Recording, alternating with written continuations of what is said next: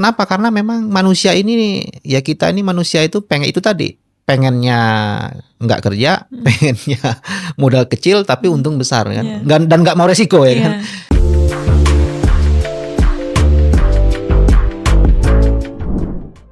Halo semuanya, halo teman-teman trader, kembali lagi di Ata Podcast bersama saya Lea, tempat di mana kita membahas semua masalah seputar dunia trading dan saham. Nah, kali ini saya ditemani bintang tamu spesial kita kali ini, yaitu Om GF. Halo Om Halo GF. Lea, halo teman-teman. Hari ini keren sekali ya Om ya, Oh, anak muda siap banget. siap. Karena mungkin sesuai dengan tema kita hari ini. Jadi Om GF, hari ini kita tuh mau bahas sesuatu hal yang sering banget dipakai untuk menarik orang-orang masuk ke dunia trading, Oke. yaitu financial freedom. Oh. Nah, ada teman-teman Siap, ini siap. sudah sangat tidak asing ya pasti dengan kata-kata kalau kalian masuk ke dunia trading atau kalian menjadi trader, kalian akan langsung bisa nih financial freedom gitu ya Om ya.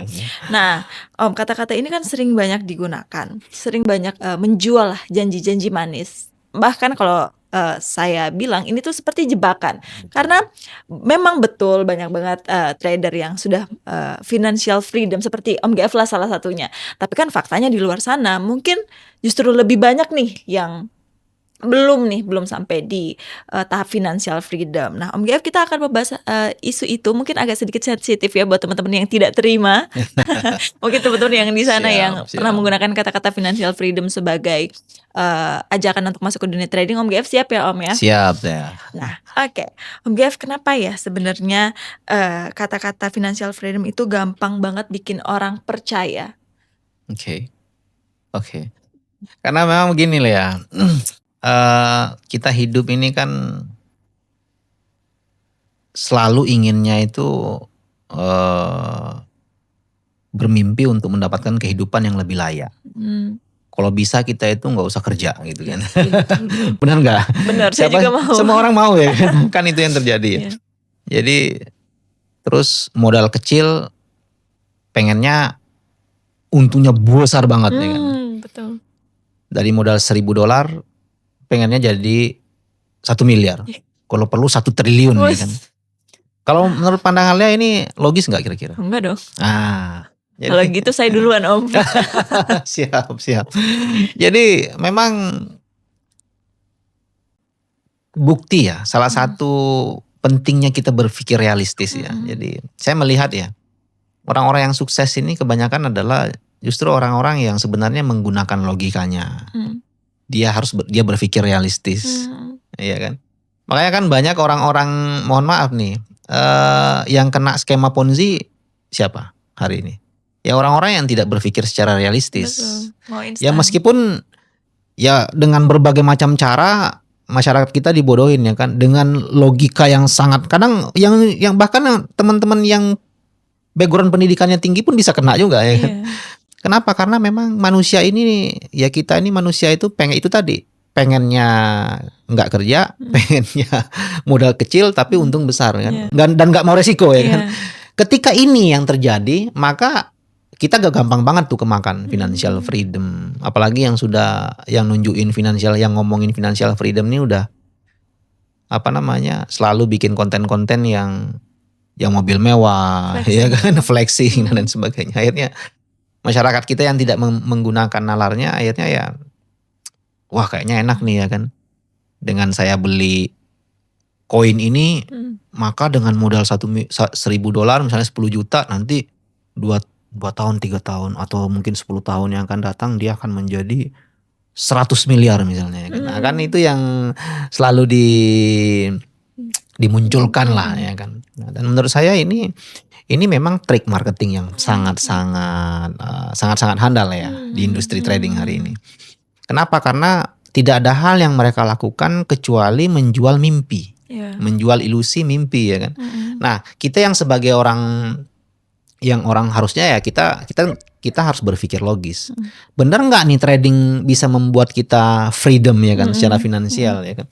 Atau jangan-jangan yang ngomong nih dia nih kayanya bukan karena trading, tapi bisa saja karena memang dia ya bisa juga karena kaya karena jual kelas, bukan karena dia kaya karena sebagai orang yang memang yang bagian dari broker, iya kan?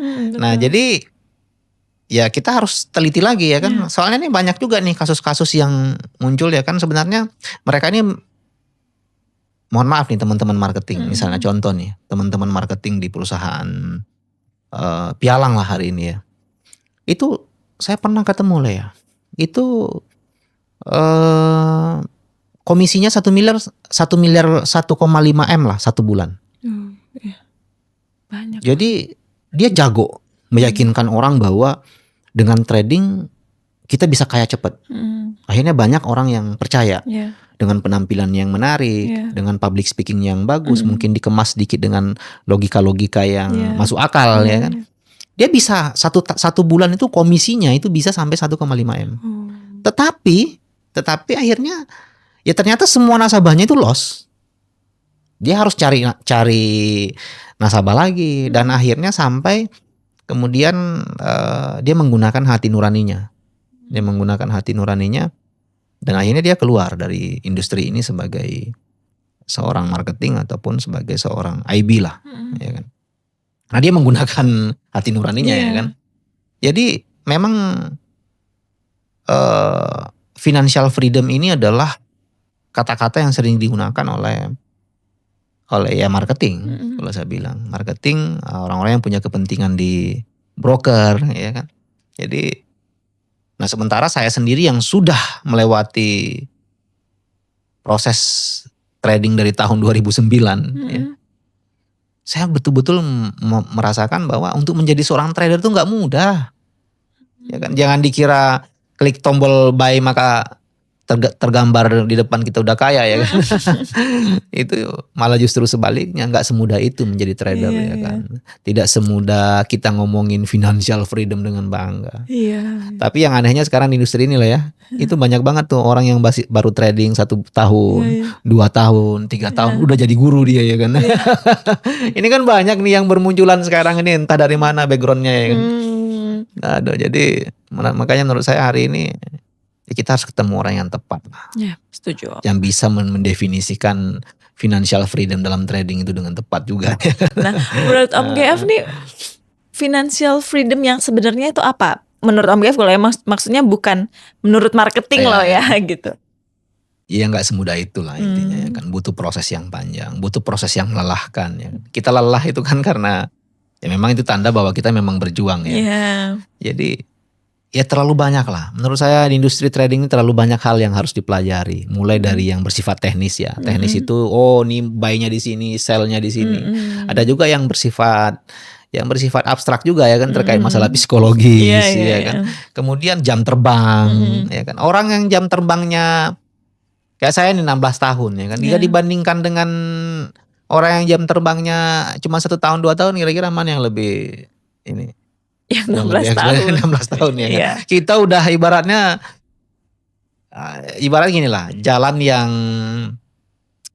ke bandara lah. Driver ataupun taksi-taksi dari bandara ke kota itu pasti lebih expert kan. Dia sudah tahu nih lubangnya mana. Karena mereka sudah melewatinya setiap hari ya kan. Ya sama lah, jam trading juga ditentukan oleh jam terbang.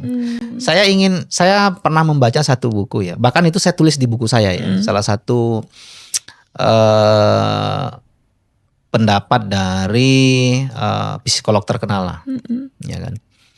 Jadi kalau trading ini kita ibaratkan seperti mungkin seniman ataupun atlet. Kalau kayak atlet itu lah ya, itu dia butuh untuk mencapai tingkat dunia lah, pemain tingkat dunia lah. Dia harus menghabiskan tuh 10.000 jam latihan. 10.000 jam. Bayangkan, jadi untuk menjadi expert, untuk menjadi misalnya Ronaldo lah, tingkat dunia ya kan, itu mereka latihannya itu harus menghabiskan 10.000 jam. Baru benar-benar bisa jadi Ronaldo lah kalau saya bilang. Ini psikolog yang bilang ya. Nah sekarang kalau trading, berarti kalau kita ibaratkan momentum, ya mungkin kalau hari ini futures ya, futures kan berarti setiap hari ada momentum. Berarti paling tidak 10.000 momentum baru benar-benar bisa. Jadi lucu nggak ketika misalnya saya trader forex lah. Saya trader pemula. Saya sudah melihat, saya sudah trading 3-20 momentum. Terus saya langsung real ya kan. Kira-kira terus saya bermimpi untuk financial freedom, masuk akal nggak kira-kira? Enggak lah. Ya enggak lah, karena ini skill. Ya sama kayak saya sepakat ya dengan psikolog ini ya, mengatakan bahwa kalau trading pun menurut saya trading pun kalau dibandingkan dengan atlet, dibandingkan dengan atlet, dibandingkan dengan seni ya, dia juga harus menghabiskan banyak jam untuk latihan. Ya. Jadi financial freedom di trading ya karena kita sudah latihan keras, risetnya keras ya kan. Tidak sebentar-merta hari ini baru belajar, besok sudah trading real dengan dana yang besar pula tuh ya kan. Terus bermimpi untuk menjadi kaya di trading, menurut saya itu mustahil. Bukan yang flexing jalan ke luar negeri itu udah financial freedom, bukan itu gitu ya Om? Kita nggak tahu jalan financial freedomnya dari mana, benar dari trading atau dari broker nih ya kan. Kan itu yang harus kita masih butuh validasi yang dalam lah ini. Jangan sampai teman-teman kemakan dengan ilusi financial freedom ini, karena menurut saya nggak mudah. Kan karena jadi kata-kata financial freedom ini banyak yang menjual lah. Kata-kata financial freedom ini banyak nih orang yang termakan Om ya. Banyak banget lah kasus yang ujung-ujungnya kacau. Sebagai BPA, sebagai trader profesional, gimana Om GF melihat hal ini? Aduh, gimana nih kayak gitu. Ya, saya mungkin di podcast sebelumnya saya sudah sampaikan ya, bahwa selama industri ini dikendalikan oleh orang-orang yang punya kepentingan deposit, kepentingan komisi, ya kan, kepentingan di luar dari profit, ya maka ya industri ini akan terus menelan korban lah ya. Makanya saya selalu bilang sukses dan tidaknya orang di industri ini sebagai seorang trader itu semua tergantung dari mana informasi yang didapatkan. Tergantung dari mana informasi yang dia dapatkan. Kalau informasi yang dia dapatkan dari orang-orang yang dia selalu berbicara financial freedom, dia selalu berbicara tentang trading ini sangat menjanjikan, tapi dia sendiri tidak trading, wah gimana? Ya ini kan terjadi nih di perusahaan pialang hari ini. Teman-teman marketing, teman-teman IB, teman-teman di perusahaan pialang itu mereka sendiri takut untuk trading ya kan. Mereka sendiri takut untuk trading. Kenapa? Karena mereka tahu nasabahnya loss semua kok ya. Tapi ini oknum ya. Meskipun saya tahu bahwa ini bisa dikatakan 99% mungkin. Ya kan. Jadi ya siapapun yang mau memulai trading hari ini ya memang harus ketemu dengan orang yang tepat. Itu. Nah, daripada menjual kata-kata financial freedom ke orang-orang yang mungkin tertarik, agar orang-orang tertarik masuk ke dunia trading, yang paling tepat menurut Om GF adalah apa? Mungkin financial freedom bisa diganti dengan apa nih Om? Gitu. Oke. Yang jelas trading menarik ya. Saya sepakat bahwa trading ini mesin penghasil uang terbaik di dunia. Ya. Kemudian memang saya juga sepakat bahwa ya tetap sih ya trading pun bisa kok, kita bisa financial freedom di sini ya kan. Boleh kita gunakan bahasa financial freedom, tetapi yang paling penting adalah bagaimana cara untuk sampai ke sana. Petanya tuh gimana? Itu yang harus kita punya. Tanpa peta kita akan tersesat, saya pastikan itu. Kita punya peta aja, ya sama lah kayak orang mendaki gunung ya kan. Dia sudah semangat nih, ya kan. Dia sudah tahu nih medannya begini, dia sudah siapkan peralatan dan sebagainya. Tapi belum tentu juga orang sampai ke puncak kan. Betul. Nah yang paling penting itu sekalipun kita nggak nyampe ke puncak, kita tahu momentum kapan kita harus turun. Karena kalau kita paksakan diri untuk sampai ke puncak, kita mati ya kan gitu. Setuju. Jadi sama kayak di industri trading ini, sama lah kayak misalnya orang. Kenapa sih orang mau mendaki gunung? Ya karena lihat seru kan. Terus di atas itu ada satu pemandangan yang sangat indah yang nggak bisa kita lihat ketika kita hanya berdiri di lerengnya ya kan. Betul. Begitu juga orang menatap trading ini ya kan. Wah kayaknya seru ya kalau kita financial freedom karena trading ya kan. Kayaknya banyak uang, kita punya Lamborghini, Ferrari ya kan. Kita punya apa lagi ya kan. Mewah lah. Mobil-mobil mewah lah, jalan-jalan ke luar negeri ya kan. Tetapi ingat ya kan, nggak semua orang bisa sampai ke sana. Yang paling penting itu sekalipun kita tidak sampai, Iya. paling tidak tuh kita selamat, kita nggak Iya, mati ya betul, kan. betul. Artinya sekalipun kita nggak sampai ke sana, paling tidak menghancurkan kehidupan kita, tidak Betul. menghancurkan finansial kita, mental kita, bahkan Betul. etika moral kita, ya Iya. kan. Atau bahkan mungkin reputasi kita nggak hancur gara-gara trading kan, itu yang paling penting. Karena jalan orang saya kembalikan lagi analogi tadi, mendaki gunung, nggak semua orang juga mau mendaki gunung itu ya kan. Iya, betul. Karena udah ngebayangin resikonya, Iya, iya, trading kan demikian juga. Iya, iya. Yang paling penting bukan financial freedom menurut saya ya kan, tapi hati yang tenang. Betul sih. Apapun yang kita jalani yang penting hati tenang ya kan. Lu punya banyak uang tapi lu nggak tenang ya sama aja bohong. Endingnya itu pasti ke sana semua orang. Iya, Pengennya tenang hidup itu ya kan. Itu sih. Kalau saya sih melihatnya di situ ya. Dulu waktu masih muda ya kan. Saya berpikir juga enak ya kayaknya kita punya banyak uang ya kan. Iya. Tapi ternyata semakin ke sini yang kita kejar bukan lagi uang tapi tenang. Iya. Itu. Jadi tidak salah jika dikatakan memang di dalam trading ini bisa financial freedom. Cuma tidak ada yang instan ya Pak ya. Proses ya Pak ya. Betul. Semuanya punya proses dan asalkan prosesnya betul. Gitu. Petanya jelas. Kemungkinan bisa, tidak ada yang tidak mungkin ya Pak ya. Betul. Karena memang ada bukti nyata juga bahwa banyaklah trader yang sudah financial freedom ya Pak ya.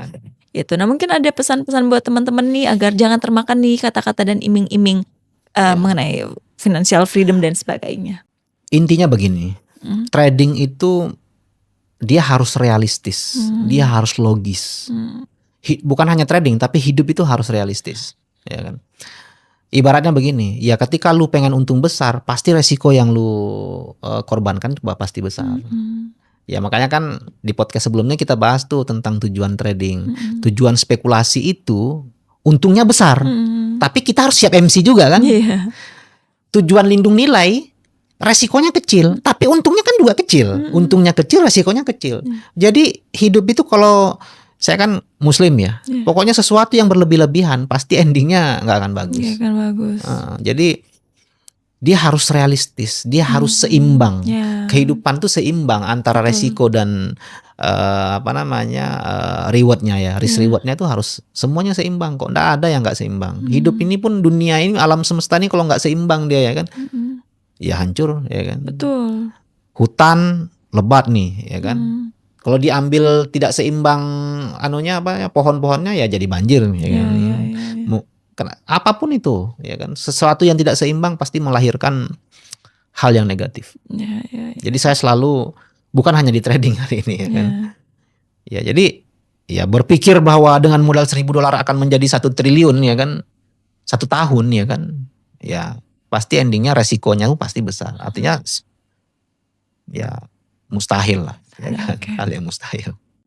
Baik Pak Om Gev, terima kasih ya telah memberikan nih insight ke teman-teman tentang financial freedom ini, karena memang terutama bagi anak-anak muda di luar sana yang sedang menggebu-gebu nih, pengen siapa sih yang gak mau financial freedom dengan cara yang gampang pastinya ya.